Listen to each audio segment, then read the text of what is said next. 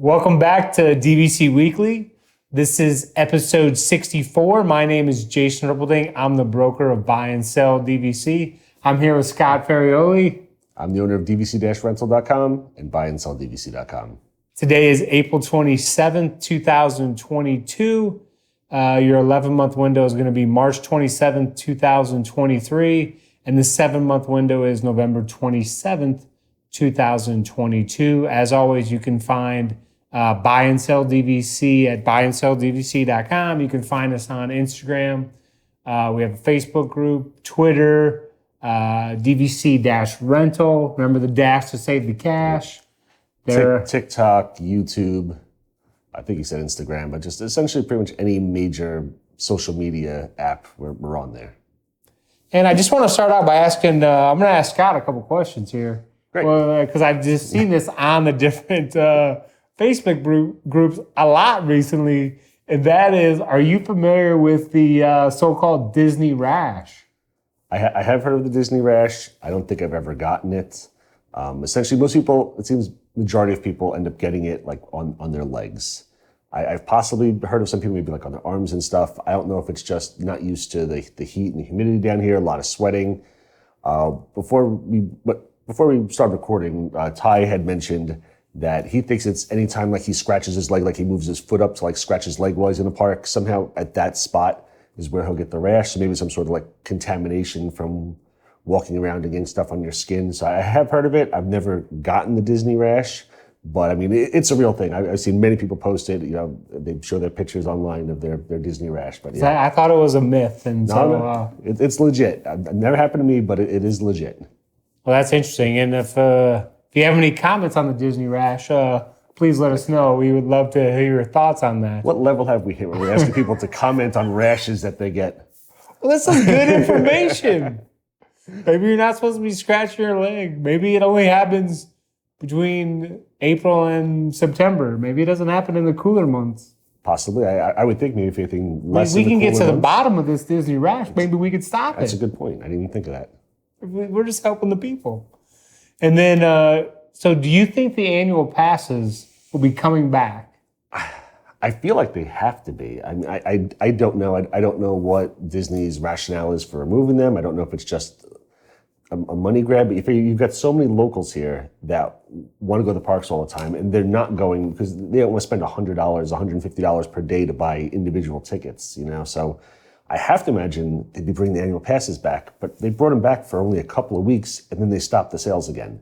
So I don't really know, but I figured they should be bringing them back, and I think they should have already. I think they're just kind of shooting themselves in the foot at this point. Plus, I mean, there's a lot of members that buy the annual passes because they know, they're going to be, in a 12-month counter basis, they're going to be there anywhere from 10 to 14 days. So yeah, we have a couple friends in the Dubs group that were about to buy annual passes, and they turned off the sales again, and they got screwed over a little bit. So, I mean, I know they're unhappy. And like the Maliks, they've come down here several times, and they've been going to Gatorland, and they've been going to other places just because they can't get their annual passes to Disney, and they don't want to spend $150 a day. I wonder if there's a Gatorland rash. Or if it's So, Chris, comment in here. I know how much you love Gatorland. Let us know if there's a Gatorland rash. So, and then the other question is, do you think borrowing, Disney right now, the rules, you can only borrow 50% of your points. Do you think that's going to come to an end at some point? These are all, predictions. This is on April 27th. Predictions will say sure to go wrong. Oh, yeah, absolutely. But do you think the borrowing is going to end? I think it's got to. I mean, the main reason that they stopped doing the full borrowing and only allowing the 50% borrowing is because with everybody having all these extra points from COVID, that they didn't want there to be a big glut of points in the market where there's no availability. And there's been a lot of people going this year.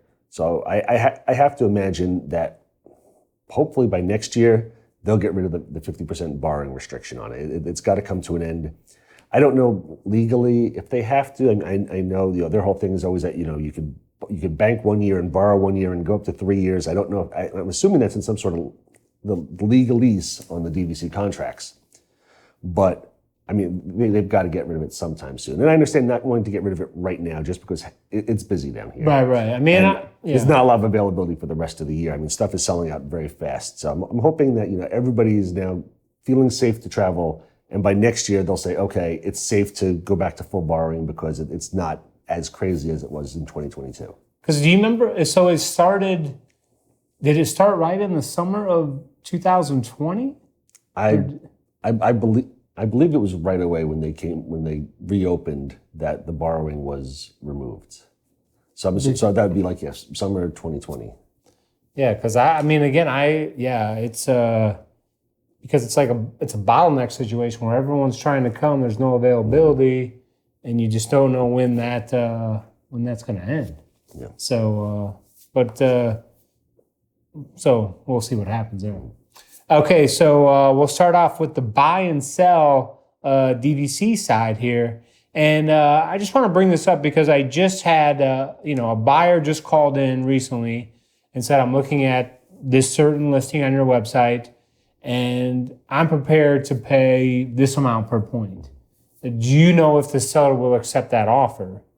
And basically, I had a conversation and I said, the best thing to do is to make an offer, fill out the form to make an offer. We'll send you an information, you respond, we'll reach out to the seller, then the seller's either going to accept, counter, say they're firm at their price. And the buyer said, well, I reached out to some other companies, and basically I asked them the same question, and they said, well, I know the seller's not going to accept that offer, or whatever the case may be. And I said, well, listen, I know the seller, I've spoken to the seller, but I mean, everything is a fluid situation. I can talk to a seller and one day they say this, and then the next day maybe, something happened and they're, things change constantly with, maybe they just got a Disney rash and now, whatever. I mean, but I'm saying in all seriousness, I mean, it's a fluid situation. Like everything can change. So for me to speak for the seller in that situation, it would be irresponsible of me. Yeah. Because so the buyer said, okay, no problem. So within 5 minutes, the buyer submitted an offer online. We sent them an email. They responded, reached out to the seller, and then the seller countered. And then the buyer decided, okay, I'm going to move forward at that counter. So the point of the story is, I mean, when you're speaking to an associate out there with a company or a broker, whatever the case may be, I mean, to me, that you always want to just make the offer. Yeah. Like there is no way that, well, I guess in my opinion, there's no way that we can know what's going on with every seller at every second and every time. Because like I say, everything's always changing. Yeah. So if you see a listing that you're interested in, just make the offer. I mean, in most cases, especially with us, we're going to be able to get a hold of the seller very quickly. We're going to be able to get an answer. And no, not all offers do work out, but it usually is you find out the answer in a relatively short period of time. But I would just always go ahead and, make that offer. Yeah, so it doesn't hurt. Right. I mean, in this case, if I would have spoke for the seller and said, oh, they're not going to accept that offer, they would have never, come to an agreement. This guy's going to have wonderful vacations for a lifetime. And, by the time it closes and everything, I'm sure we'll have the Disney rash situation solved. So we won't even have to worry about that. This has gone off the rails. Okay, so now we're on to the food review of the week here. All right, Ty, do your thing. Come here, I'm going to eat you. Get in my belly. All right, so we're back with the food of the week. And we actually have a little taste test for Jason, too. So yesterday we went to Vivoli Il Gelato, which is... Since I'm going to taste it, I don't want to see it. Yes, exactly. Don't look at that. Which is the gelato place. That's where we had our thing with King, where we had the sandwich, the gelato place at Disney Springs. This is the strawberry cannoli. Now, this isn't the whole cannoli. This is about half the cannoli because we tried it yesterday. Can I start eating this while you're talking? Yeah, you can start eating it because I'm going to want to know your opinion on it. I don't want to influence, your opinion as well. So I'll let you try it. Are you a cannoli guy? Feel free to eat. Feel free to say it while you have your mouth full as well. So that's their strawberry cannoli, $7, Disney Springs. Again, I don't want to say too much to No, influence you. you're not going to influence me, I promise. Okay. So personally, I love cannolis, and I found that this really lacked the typical cannoli taste, and it didn't have any strawberry taste to it either. So the regular what's it called? Oh my God, I can't remember. The shell of the cannoli. You know, the regular cannoli taste for the shell, and it was very good. But I mean, I was not a huge fan of this. It's decent, but I mean, again, I felt it lacked any real strong cannoli taste. It lacks the strawberry taste. I only gave it a 4.5. I mean, I love cannolis. I actually put down if this was $2, and again, it's $7. If this was $2, I don't know if I'd even buy this at $2, just because I felt that there was not much taste with it. The shell has a normal taste, but the cream itself, I felt was just really lacking on it. I mean, it's nice and creamy. I mean, you just ate it. Again, without influencing you too much, what are your thoughts on it? So what did you sound like a cannoli expert. What were the words that you just said? I can't repeat all of it. I just but you said like a cannoli taste, or what?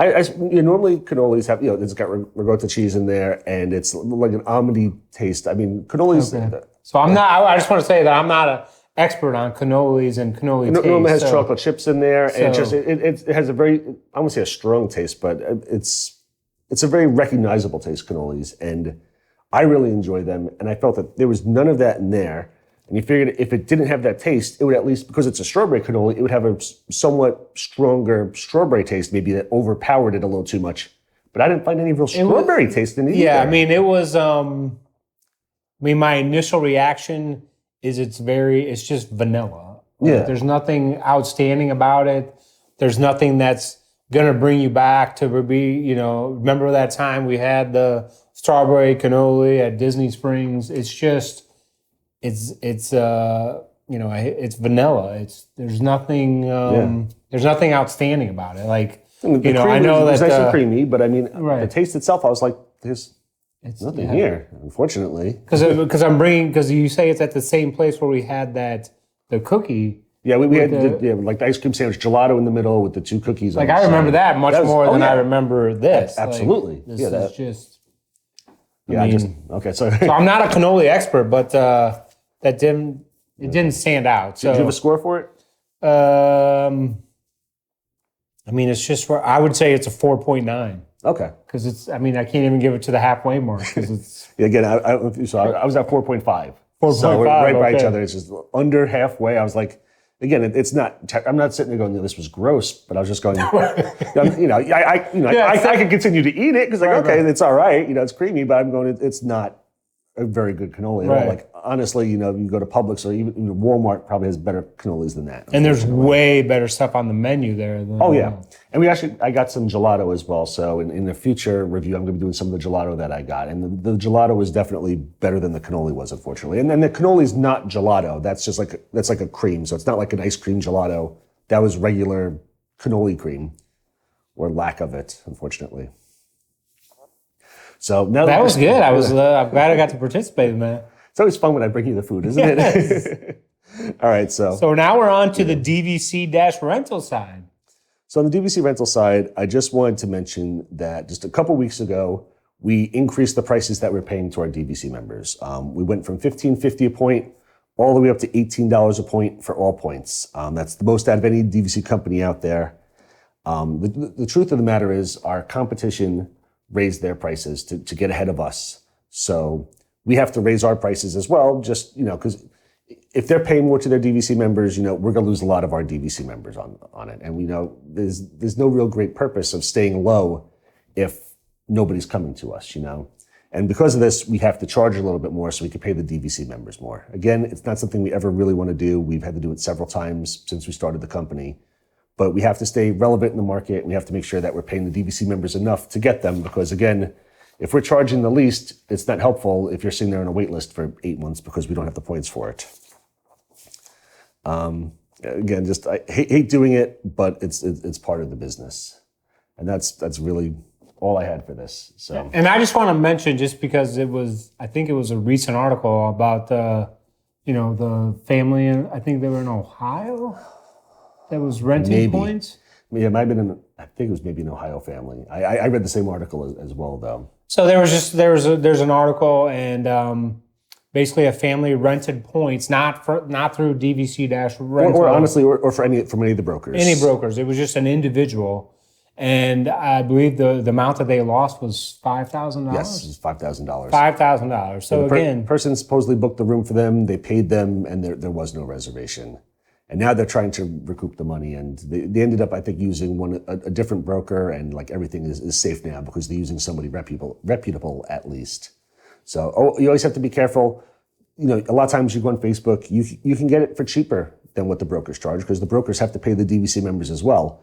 But you never know what you're going to get. So you definitely want to use somebody reputable because, again, if something ever happened, you know, I'm sure the other brokers would probably cover you like we would, where they would do something to try to help you out. Because if you buy from an individual and they disappear on you, you have nobody on your corner to protect you. So got to be careful. Because to me, you don't want to have any doubt. Like when you go to bed the night before you're about to fly out from Dallas, Fort Worth to Orlando, you want to know you have that reservation. It's booked through DVC Rental. They've been around forever. And it's just, there's no doubts whatsoever. You just show up with that reservation number and your last name and you're off to the races. So what's good is at least now you can put everything in My Disney Experience and you'll see everything.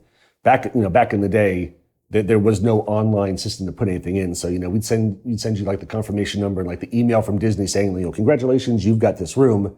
But a lot of it on that point was a little bit faith because there was no way to physically see it. Now, at least with My Disney Experience, you wake up at 2:00 in the morning, in a cold sweat. You can go on to My Disney Experience and go, okay, yes, my room is still here. I see it. So things are definitely a lot better now.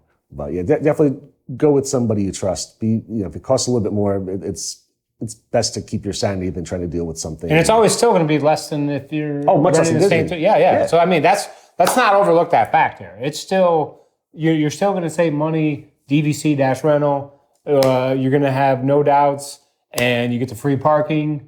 And you can look for Scott for his food reviews. So you're going to have a great time. So that's the key thing to leave on this episode, I believe.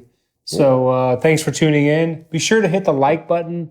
Be sure to hit the subscribe button. We're trying to get up to 1,000 subscribers on the buy and sell side. Everyone's going to the DVC Rental I was going to say, side. we appreciate it on the DVC Rental side, but please go to the buy and sell page as well. Click the subscription button on the buy and sell page so Jason can get out of this tie, because otherwise Christmas is going to be coming soon and we're going to start wearing Christmas ties. We don't want to see that. We'll see you next week. We love you guys. Thank you so much.